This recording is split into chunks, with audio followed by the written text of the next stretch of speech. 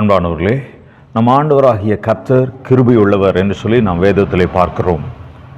ஆண்டவராகிய தேவன் அவர் கிருபையும் இரக்கமும் நீடிய சாந்தமும் மிகுந்த தயவும் உள்ளவர் என்று சொல்லி வேதத்திலே நாம் பார்க்கிறோம். பழைய ஏற்பாட்டிலே கர்த்தரை துதியுங்கள், அவர் நல்லவர், அவர் கிருபை என்றும் உள்ளது என்று சொல்லி வேதத்திலே அநேக வசனங்களை பார்க்கிறோம். சங்கீதத்திலே அநேக வசனங்களை பார்க்கிறோம்.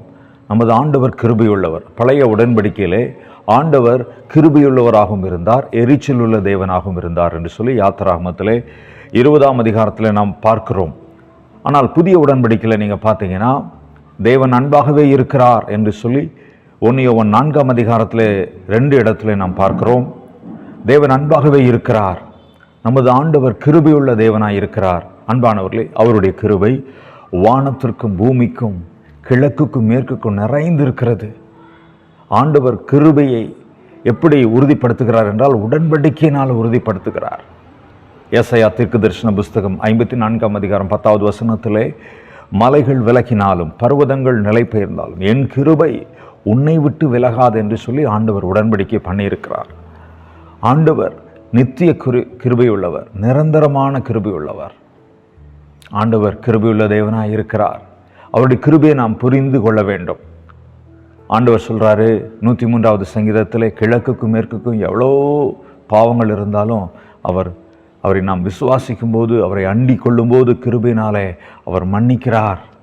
வேதம் சொல்கிறது எபேசியர் 2ஆம் அதிகாரம் 8வது வசனத்திலே, கிருபையினாலே ரட்சிக்கப்பட்டீர்கள், இது உங்களாலே உண்டானதல்ல, இது தேவனுடைய ஈவு என்று சொல்லி நாம் பார்க்கிறோம். ஆண்டவராக இயேசு கிறிஸ்து மரித்து உயிரோடு எழுந்து பரமேறின பிறகு நம்ம பார்க்கிறோம், ரோமரிலிருந்து வெளிப்படுத்தின விசேஷம் வரைக்கும் நாம் பார்க்கிறோம். ரோமர் எப்படி ஆரம்பிக்கிறது என்றால், ரோமர் 1ஆம் அதிகாரம் முதல் 3 வசனத்திலே கிருபையும் சமாதானம் உண்டாவதாக என்று சொல்லி அந்த வசனத்தை நாம் பார்க்க முடியும். அதே போல் 1 கொரிந்தியர் முதல் 3 வசனங்களுக்குள்ளே உங்களுக்கு கிருபையும் சமாதானம் உண்டாவதாக. அதே மாதிரி 2 கொரிந்தியர், கலாத்தியர், எபேசியர், கொலேசியர் ஆக மொத்தம் வெளிப்படுத்தின விசேஷம் வரைக்கும் நீங்கள் பார்த்தீங்கன்னா முதல் 3 அல்லது 5 வசனங்களுக்குள்ளே உங்களுக்கு கிருபையும் சமாதானம் உண்டாவதாக. இதை நாம் உற்று கவனிக்க வேண்டும். அதே போல் ஒவ்வொரு புத்தகமும் முடியும் போது கர்த்தராகிய இயேசு கிறிஸ்துவின் கிருபை உங்கள் அனைவரோடும் கூட இருப்பதாக என்று சொல்லி நான் அந்த வசனம், அந்த புத்தகம் முடிகிறதை நாம் பார்க்கிறோம். அப்போ தேவன் கிருபை உள்ளவர். எதற்காக கிருபை உள்ளவர்?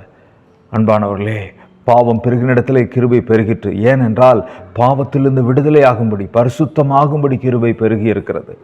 சாபமுள்ள ஜனங்கள் சாபத்திலிருந்து விடுதலையாகி ஆபிரகாமின் பிள்ளையாக மாற, ஆபிரகாமின் ஆசீர்வாதங்களை பெற கர்த்தருடைய கிருபை பெரிதாக இருக்கிறது. தேவ கிருபை எனக்கு என்றும் உள்ளது என்று நாம் அறிக்கை பண்ண வேண்டும்.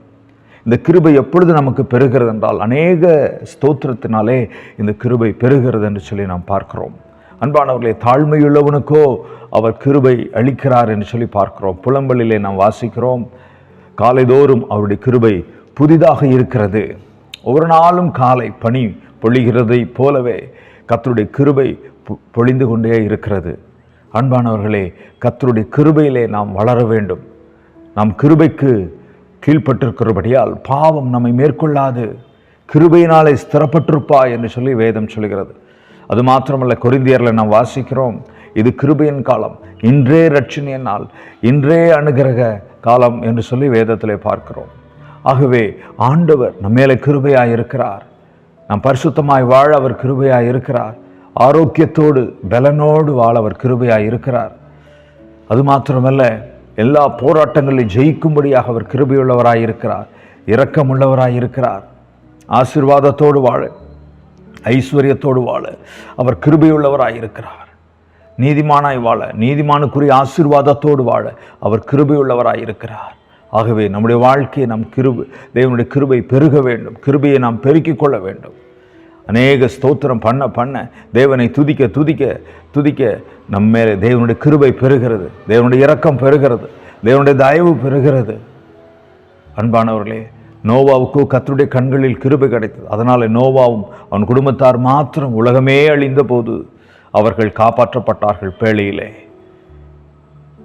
மரியாளை பார்த்து தேவதூதன் சொன்னான், கிருபை பெற்றவளே வாழ்க, எனவே தான் அவள் ஆண்டவராகிய இயேசு கிறிஸ்துவை பெற்றெடுத்து இந்த உலக இரட்சகராகிய இயேசு கிறிஸ்துவை அவள் இந்த உலகத்துக்கு பெற்று கொடுத்தாள். காரணம், மரியாள் கிருபை நிறைந்தவளாக இருந்தாள். நோவா கிருபை நிறைந்தவராக இருக்கும். நாமும் கிருபை நம்முடைய வாழ்க்கையிலே பெருகட்டும். தாழ்மையுள்ளவர்களாக இருப்போம். ஸ்தோத்திரம் பண்ணுவோம். ஒவ்வொரு நாளும் பொழிகின்ற புதிய கிருபையால் நாம் நிரம்புவோம். கர்த்தரை மகிமைப்படுத்துவோம். கர்த்தர் தாமே நம்மை ஆசீர்வதிப்பாராக. ஆமென்.